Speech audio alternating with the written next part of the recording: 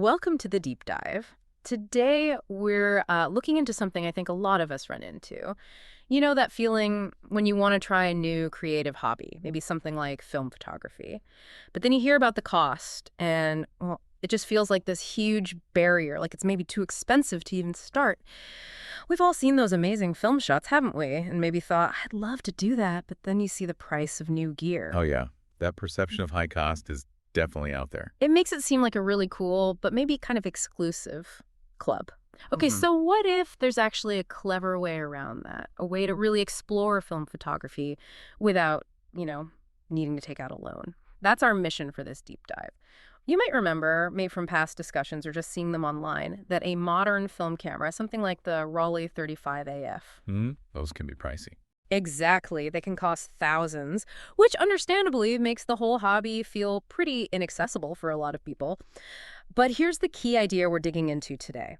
Maybe the best way, and definitely a more affordable way, to get into film right now hmm is actually to look backwards. To the past, yeah. To used film cameras, stuff from, a previous era that's still really capable. And we've actually got a couple of specific examples, the Ricoh RZ-750D and the Ricoh TF-500D. These are point-and-shoot cameras. Right. Classic point and shoots, And they're not just hypothetical. We found these listed for MYR 488 each. which is really interesting. Yeah. For listeners outside Malaysia, that's roughly, what, 100 US dollars? Maybe 90 euros. That feels like a genuinely surprising way in.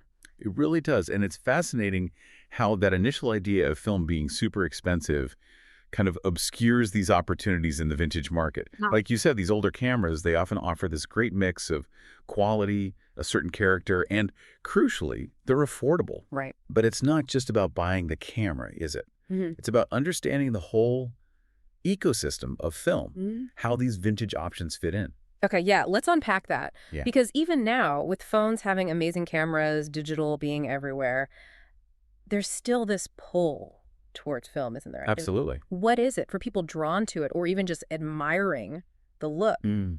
What's the unique appeal? Why film today? Well, beyond just, loading the film, the feel of the camera, that mechanical click, Mm-hmm. I think it really comes down to the unique look, the visual signature.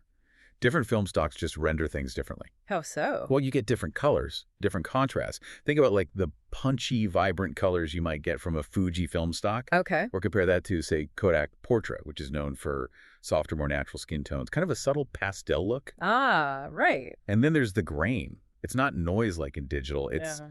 well, it's this organic texture. It adds a certain feel, maybe timeless, Hmm. especially with how film highlights that softer roll-off. Yeah, you don't get those harsh digital highlights sometimes. Exactly. It creates a look that's actually quite hard to perfectly replicate digitally. It gives images this depth, this feel. A lot of people find it really compelling. And it slows you down too, right? It absolutely does. It encourages you to be more deliberate, more thoughtful about each shot. Makes the final picture feel a bit more earned, maybe, and unique. Earned. I like that. A more tactile, deliberate process. But that deliberate, slower thing, it sort of bumps up against finding an affordable way in, doesn't it? Especially when you think of those really high-end new cameras like that Rollei 35 AF again. Prices are just way beyond a casual hobby budget for most. For sure. It's easy to see why people assume film equals expensive. But that's where looking deeper, like we're doing now, offers that different angle. Because you shift focus to something like the Ricoh RZ-750D or the TF-500D. These vintage point and shoots. Yeah, and suddenly at MYR 488, around that $100 mark, it really does challenge the expensive hobby idea, at least for the camera itself. It makes it feel much more doable. Right, like someone who's just curious, who wants to dip their toes in and see what that unique aesthetic is all about, they actually can. And it's interesting, too, how the market itself makes these available again. These cameras, back in the day, were everywhere. Mass market things, yeah. Exactly. Built to be reliable, easy for anyone to use, often simpler mechanics than, say, a big SLR. Mhm. Which means if they've been looked after, they can still work great decades later. Still ticking. Pretty much. And because so many were made, there's a decent supply on the used market that keeps the prices relatively low. Supply and demand, basically. Yep. So for someone starting out, a camera like that Ricoh RZ-750D or the TF-500D gives you a really straightforward way in. No fuss. What makes these Ricohs good examples, though? Are they special? Well, what often surprises people with cameras like these, especially for the price, is the lens quality. They can be surprisingly sharp. And their auto exposure systems tend to be pretty reliable, quite consistent. Okay. Something like the TF-500D, it actually has two focal lengths, a wider 35mm and a tighter 70mm. Oh, like a little zoom. Or switchable. Switchable, usually. But that versatility, having both wide and a bit more telephoto, is pretty neat in this budget range. It lets you think a bit more about composition, not just point and shoot everything at one distance. So it's more than just the absolute basics. It can be, yeah. You get to focus on learning about film, about framing your shot, without getting bogged down in complex settings or a huge initial cost. They're robust enough, easy to use, and honestly, they can produce really nice results for what they are. Great alternatives to those expensive new options. Okay, so it sounds like a pretty sweet deal then. Grab one of these Ricohs or something similar for under 500 ringgit and boom, you're shooting film, capturing that unique look. That's the entry point for the gear, yes. But there's a but, isn't there? For anyone who's tried film, this next part is obvious, but for someone totally new, it's crucial. Yes, the camera's just step one. Right, the ongoing costs. Processing the film. Can you break that down a bit? Because the camera cost is definitely not the whole story. Absolutely not. So you buy your Ricoh, that's your initial investment. Great. You shoot a roll of film, 36 exposures, maybe 24. Okay. Then the real journey and the ongoing costs begin.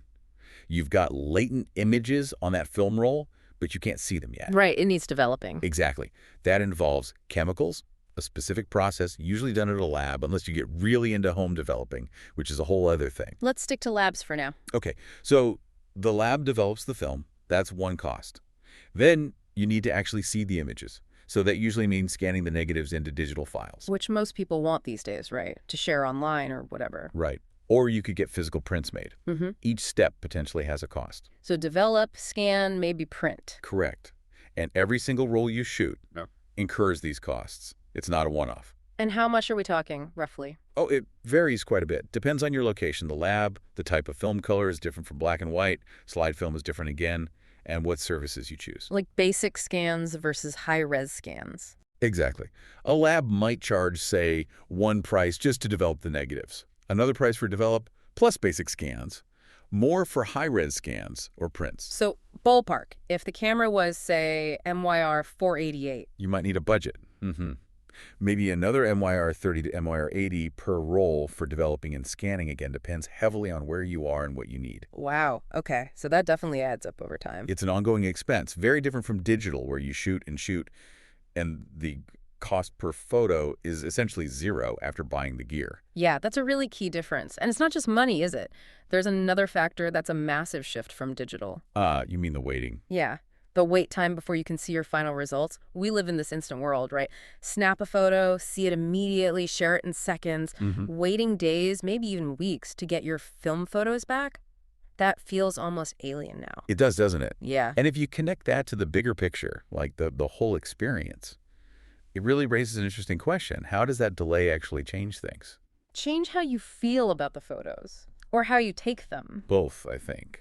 With digital, you get that instant feedback, Yeah. which is great for learning fast, correcting mistakes on the fly. Sure. But maybe it also encourages a kind of prolific, almost throwaway approach sometimes. You shoot hundreds, keep a few, delete the rest. Maybe don't think too much about each individual shot. Yeah, I can see that. Spray and pray. Kind of. With film, that built-in wait time, it forces a different engagement. You have to trust your settings, trust your eye. You have to remember what you shot. Build some anticipation. Exactly. Yeah. It really encourages, or maybe demands, a more thoughtful approach to each frame you expose, because each one costs money and time. So you value each shot more. I think many people do. I remember shooting my first roll on an old camera I picked up, waiting those 2 weeks for the lab. It felt like forever. I bet. But when I finally got the scans back, each image felt, kind of precious, like a little victory, a testament to paying attention in that moment. That sense of discovery. Yes. A real sense of discovery and maybe a deeper appreciation. It's just a fundamentally different rhythm compared to instant digital gratification. That sounds quite romantic, almost. But let's be real, for someone used to seeing things instantly, doesn't that waiting just feel frustrating sometimes? especially when you're starting out. Oh, absolutely. It can be frustrating at first, Right. especially if you make mistakes and only find out 2 weeks later. Right. Like the whole roll is blurry or something. Exactly. That happens. Yeah. But the trick, I think, for beginners is to try and embrace it. See it as part of the unique challenge and eventual reward of film. How do people usually manage that? Any tips? Well, some people start by shooting something really familiar, their house, their pet, a walk they take every day, subjects where they know the light, know the angles, so they reduce some variables. Makes sense. Less guesswork. Right. Others might just shoot one roll, maybe two, and send them off straight away just to get that first batch of results back quicker and see something. Get that initial feedback loop going, even if it's slow. Yeah. The main thing is shifting your mindset. It's not about instant review. It's about patient anticipation. Less about ticking off a photo, more about the whole journey, clicking the shutter, waiting, then finally seeing what you captured. Okay. And honestly, many people find that once they adjust, the satisfaction they get from those images they waited for feels, well, greater, more meaningful. That's really good advice for anyone thinking about trying this. So, okay, let's try and wrap this up for you, the listener, maybe considering film.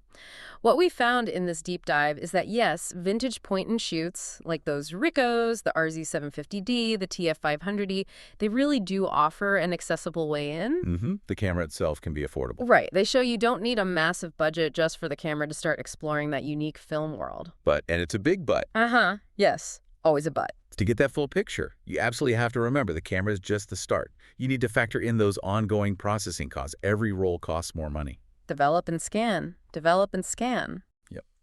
And just as importantly, you need to be ready for and ideally embrace that different rhythm, the waiting, the slower pace. That's the whole package. Exactly. It's a commitment, both financially ongoing and experientially. Yeah. But like we said, it's one that can offer really rich creative rewards if you engage with it on its own terms. So it's about going in with your eyes open, knowing the joys and the practicalities. Precisely. A balanced understanding is key. Okay, great. So there we have it. We've kind of peeled back the curtain on getting into film photography without that initial scary price tag. Vintage cameras like those Ricoh models we mentioned, the RZ-750D and TF-500D, they're definitely viable starting points. Solid cameras, surprisingly affordable. But you got to remember, the journey doesn't stop when you press the button. There are those processing costs, and there's that unique element of patience needed for film. The whole process. Yeah, it's about the whole process, not just buying the camera. So for you listening, how might this info change how you think about it? Maybe film feels a bit more reachable now. Or perhaps it just makes you think differently about how we create things, the value of waiting, of not having everything instantly, that appreciation for a result you had to wait for. And that brings us to maybe a final thought to leave you with. We've talked a lot about how this slower, more deliberate process in film photography, even with the cost and the waiting, how it can lead to a richer, maybe more meaningful experience. Yeah. So perhaps this encourages us to think, where else? Yeah. Where else in our lives, not just photography, might a bit more patience, a willingness to embrace a slower pace, where might that lead to more profound results? Or maybe just some unexpected, beautiful discoveries along the way? Something to think about. Sometimes, maybe the best things really do come to those who wait.